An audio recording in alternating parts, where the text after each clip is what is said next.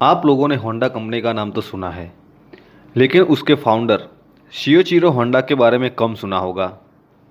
मैं यहाँ आपको उनकी बायोग्राफी नहीं बताऊंगा, वो तो आप कहीं से भी सर्च करके पता कर पाओगे। यहाँ मैं आपको उनके जुनून के बारे में बताऊंगा। बहुत सारी निष्फलता मिलने के बावजूद उन्होंने सफलता हासिल की। वो रुके नहीं, बस आगे बढ़ते रहे। तो चलो शुरू करते हैं। कॉलेज में पढ़ते होंडा को टेक्नोलॉजी के लगन लगी। उन्होंने टोयोटा मोटर को बेच सके इसी पिस्टन रिंग बनाने का सपना देखा। इसके लिए उनके पास जितने पैसे थे सारे एक वर्कशॉप तैयार करने में खर्च कर दिए। यहाँ तक कि अपनी पत्नी के गहने भी वर्कशॉप के लिए खर्च कर दिए। सपने तो हर कोई देखता है, लेकिन जब तक हम उसे शुरू नहीं करते तब तक वह सिर्फ एक सपना रहता है। यह बात होंडा अच्छी तरह से जानते थे।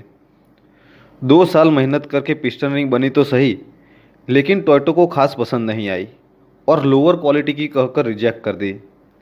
होंडा ने फिर कॉलेज जाना शुरू किया। तब क्लास में अन्य स्टूडेंट के सामने उनका मजाक बने यह स्वाभाविक था, पर उनके सामने ध्यान दिए बिना होंडा ने पिस्टन रिंग पर अपने प्रयोग चालू रखे। जिन्हें अपना गोल पहले से पता होता है वो लगातार मेहनत करते हैं, हार नहीं मानते, अपने आप को बेहतर बनाते रहते हैं। आखिर उनकी मेहनत रंग आई। टोयोटा कंपनी ने उनकी बनाई हुई पिस्टन रिंग यूज़ करने की सम्मति दी। अब उसके लिए प्लांट डालना जरूरी था। होंडा को यही दिन का इंतज़ार था।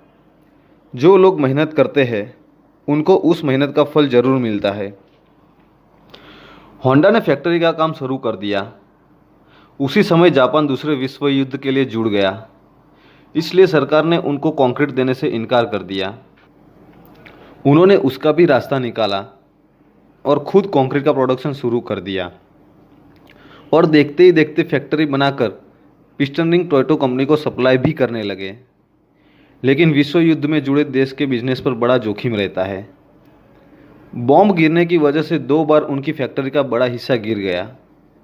होंडा पर एक के बाद एक जो मुसीबत आ रही थी, यह सुनते ही हम हिम्मत हार जाते हैं। लेकिन होंडा ने हार नहीं मानी। जैसे तैसे विश्व युद्ध खत्म हुआ, तभी अर्थक्वेक ने जापान को हिला दिया। प्लांट फिर से टूट गया। इस बार होंडा ने अपनी फैक्ट्री टोयोटा कंपनी को बेचना ही मुनासिब समझा। लेकिन होंडा ने रिटायरमेंट लेना तय नहीं किया था। उसी समय जापान में महामंदी आ चुकी थी। पेट्रोल डीजल के दाम आसमान पर थे। जापान में कोई कार चलाने लायक नहीं था। मंदी के माहौल में होंडा ने अपनी ज़रूरत पूरी करने के लिए अपनी साइकिल में मोटर लगा दी। इससे उनकी मेहनत भी बच जाती थी और काम भी जल्दी से हो जाता था। आस पड़ोस के लोगों को भी यह मोटर वाली साइकिल पसंद आई। होंडा ने उनको भी बाज़ार से मोटर खरीद के फिट करने का काम शुरू कर दिया।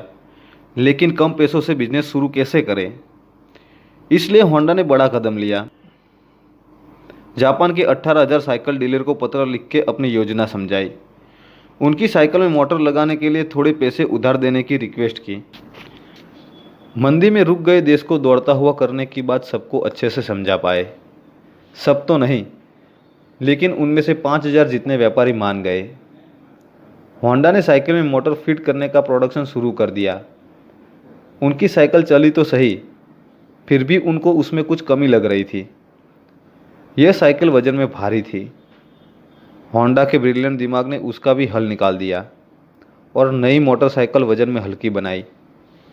सुपर क्यूब नाम की यह मोटरसाइकिल को अनएक्सपेक्टेड सफलता मिली।